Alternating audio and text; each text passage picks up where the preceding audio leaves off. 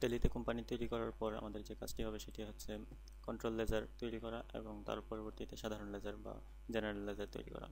তো control laser হচ্ছে যে মূল গ্রুপ, আর সাধারণ লেজারগুলো সাধারণত থাকে ওই গ্রুপের অধীনে সাব গ্রুপ হিসেবে। তো এখানে একটা তালিকা দেওয়া আছে, এই তালিকাটি হচ্ছে যে টেলিতে পূর্ব নির্ধারিত বা ডিফল্ট যে গ্রুপ এবং সাব গ্রুপগুলো রয়েছে সেগুলোর একটি তালিকা। তো এখানে যে মূল গ্রুপগুলো রয়েছে এগুলো তৈরি করা যায় এবং সাব গ্রুপগুলো পরবর্তীতে প্রয়োজন অনুসারে তৈরি করে নেওয়া যায়। তো আমরা দেখব যে কিভাবে গ্রুপ এবং সাব গ্রুপগুলো কিভাবে তৈরি করা যায়। যদি কোম্পানি ওপেন করা না থাকে টেলিতে, তাহলে কোম্পানি ওপেন করতে হবে। এখানে F1 চেপে অথবা সিলেক্ট কোম্পানিতে ক্লিক করে এখানে কোম্পানি সিলেক্ট করে এন্টার। এখন কোম্পানি ওপেন করা আছে, এখন অ্যাকাউন্টস ইনফো বা এ চাপতে হবে। এখন গ্রুপস জি, এখন এখান থেকে আমরা ডিসপ্লে করতে পারি ডিফল্ট যে গ্রুপগুলো রয়েছে সেগুলো। ডিতে চাপলে ডিসপ্লে করবে যে গ্রুপগুলো রয়েছে সেগুলো।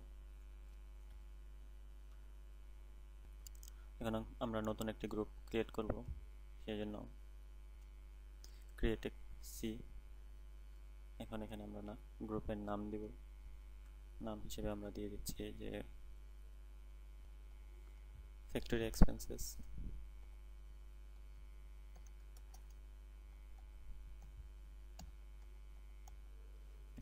এন্টার। যদি কোনো নাম্বার থাকে, এই লেজারের কোনো নাম্বার থাকে সেক্ষেত্রে নাম্বারটা দিতে হবে।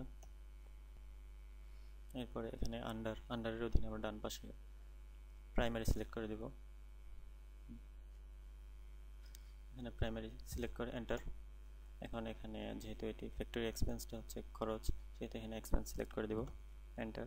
এখানে ওয়াই লিখে ওয়াই চেপে এন্টার, যেহেতু ইয়েস হয়ে যাবে। এখানে ওয়াই চেপে এন্টার, ওয়াই চেপে এন্টার, ওয়াই চেপে এন্টার। এখন অ্যাকসেপ্টের ক্ষেত্রে ওয়াই চাপলেই অ্যাকসেপ্ট হয়ে যাবে। এখন আমরা মেইন মেনুতে ফিরে যাই, এসকেপ চেপে কোয়াইট ইয়েস ওয়াই। এক্ষেত্রে আমরা এখন ডিসপ্লে করি যে আমাদের মাত্র তৈরি করা ফ্যাক্টরি এক্সপেন্স যেটা রয়েছে সেটা এখানে দেখা যাচ্ছে। ব্যাক করি এসকেপ চেপে।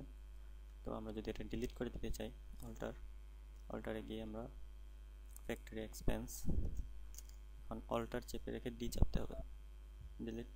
এখন ওয়াই চাপলে ডিলিট হয়ে যাবে।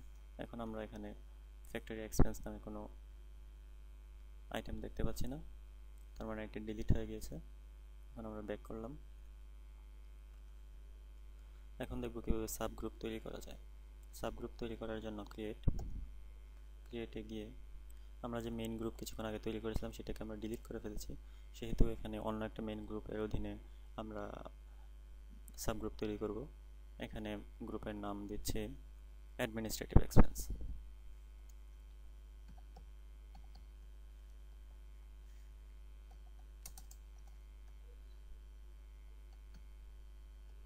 Expenses enter. আন্ডার আমরা এখানে যেহেতু প্রাইমারি তৈরি করব না, আমরা সাব গ্রুপ তৈরি করব, সেক্ষেত্রে ইনডিরেক্ট এক্সপেন্স সিলেক্ট করে দেব। ইনডিরেক্ট এক্সপেন্স সিলেক্ট করে এন্টার, এবং এখানে আমরা ইয়েস করে দেব সবগুলো, ইয়েস। এখন মেইন মেনুতে ফিরে যেতে এসকেপ চাপবো ওয়াই, এক্ষেত্রে ডিসপ্লে। এখন আমরা দেখতে পাচ্ছি যে অ্যাডমিনিস্ট্রেটিভ এক্সপেন্স নামে আরেকটি সাবগ্রুপ তৈরি হয়ে গিয়েছে। এসকেপ, মেইন মেনুতে ফিরে গেলাম। কোনো গ্রুপ যদি এডিট করার প্রয়োজন হয়, এডিট করার ক্ষেত্রে অল্টারে যেতে হবে। অল্টারে গিয়ে যেমন অ্যাডমিনিস্ট্রেটিভ এক্সপেন্সকে আমরা এডিট করতে যদি চাই, সিলেক্ট করলাম। এখন আবার অ্যাডমিনিস্ট্রেটিভ এক্সপেন্স এডিট করার জন্য অপশন এসেছে। এখন এখানে যদি আমরা 2 দিয়ে দিতে পারি বা এরকম কোনো পরিবর্তন করার প্রয়োজন পড়লে পরিবর্তন করতে পারি। এক্ষেত্রে এলআইএস এবং সব কিছুই আমরা দেখতে পাচ্ছি যে আমরা পরিবর্তন করতে পারছি। এখানে যদি নো দিতে চাই তাহলে এন সিলেক্ট করে এন্টার দিতে হবে। অ্যাকসেপ্ট নো, আমরা আবার এখানে ওয়াই দিয়ে এন্টার দিয়ে দিচ্ছি, এস। তো এভাবে আমরা ইচ্ছা মতো পরিবর্তন করতে পারি। এসকেপ চেপে আমরা মেইন মেনুতে ফিরে গেলাম। এখানে একটি কথা, যে ভাউচার এন্ট্রি করার পরে ব্যাংক ওসিসি, ক্যাশ, সানড্রি ডেবিটর্স এবং সানড্রি ক্রেডিটর্স এই সকল কিছু প্যারেন্ট গ্রুপ পরিবর্তন করা যায় না। তো যা পরিবর্তন করার প্রয়োজন সেটা আগেই পরিবর্তন করে নিতে হবে। এখন যদি মনে হয় যে মাল্টিপল গ্রুপস, এক্ষেত্রে অনেকগুলো গ্রুপস একসাথে তৈরি করা যায়। ক্রিয়েট এখানে আমরা আন্ডার গ্রুপস, যে কোন গ্রুপের অধীনে থাকবে সেটি ডান পাশ থেকে, যেমন ইনডাইরেক্ট এক্সপেন্স সিলেক্ট করে দিলাম, এন্টার। এখন এখানে আমরা যে গ্রুপগুলো তৈরি করবো সেগুলোর নাম, যেমন মার্কেটিং এক্সপেন্স অথবা অ্যাকাউন্টস এক্সপেন্স বা অন্য কোনো এক্সপেন্স থাকলে সেগুলোর নাম। এখানে দিয়ে দিলাম মার্কেটিং এক্সপেন্স।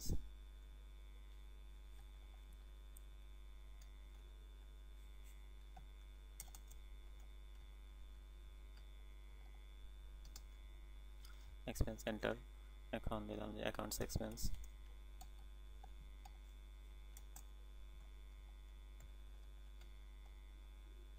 এন্টার।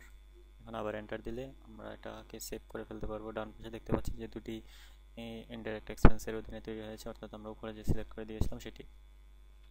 এখন আবার এন্টার চাপলে হয়, আমরা সেভ করে ফেললাম। এখন আমরা ডিসপ্লেতে গিয়ে দেখি যে আমাদের অ্যাকাউন্টস এক্সপেন্স এবং যে আরেকটা তৈরি করেছিলাম যে মার্কেটিং এক্সপেন্স,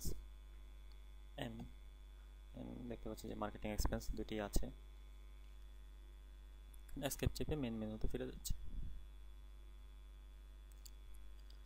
তো মাল্টিপল গ্রুপ ক্রিয়েট করার মতো মাল্টিপল গ্রুপ চেঞ্জও করা যায়। সেক্ষেত্রে আমরা অল্টারে যাব। এক্ষেত্রে আমরা মূল গ্রুপটি সিলেক্ট করে দিব এখান থেকে। যেমন আমরা ইনডাইরেক্ট এক্সপেন্সের অধীনে যে দুটি সাবগ্রুপ তৈরি করেছিলাম, সেক্ষেত্রে ইনডাইরেক্ট এক্সপেন্সটা সিলেক্ট করব। আমরা দেখতে পাচ্ছি যে ইনডাইরেক্ট এক্সপেন্সের অধীনে যেগুলো রয়েছে, যেমন আমরা প্রথমেই তৈরি করেছিলাম অ্যাডমিনিস্ট্রেটিভ এক্সপেন্স, তার পরবর্তীতে মার্কেটিং এক্সপেন্স এবং অ্যাকাউন্টস এক্সপেন্স তৈরি করেছিলাম। তো সেই তিনটি আমরা দেখতে পাচ্ছি এবং এখন এখান থেকে আমরা এগুলোর নাম চেঞ্জ করে দিতে পারব। তো নাম চেঞ্জ করে আমরা এন্টার দিয়ে অ্যাকসেপ্ট করে দিলে ইয়েস। তো এইভাবে আমরা মাল্টিপল গ্রুপ পরিবর্তন করতে পারি। তো আরেকটি কথা, যে মাল্টিপল গ্রুপ পরিবর্তন করা গেলেও মাল্টিপল গ্রুপ ডিলিট করা যায় না, এটি একটু খেয়াল রাখতে হবে। অল্টারে গিয়ে কিন্তু আমরা ডিলিট করতে পারবো না, কিন্তু আমরা এডিট করতে পারবো।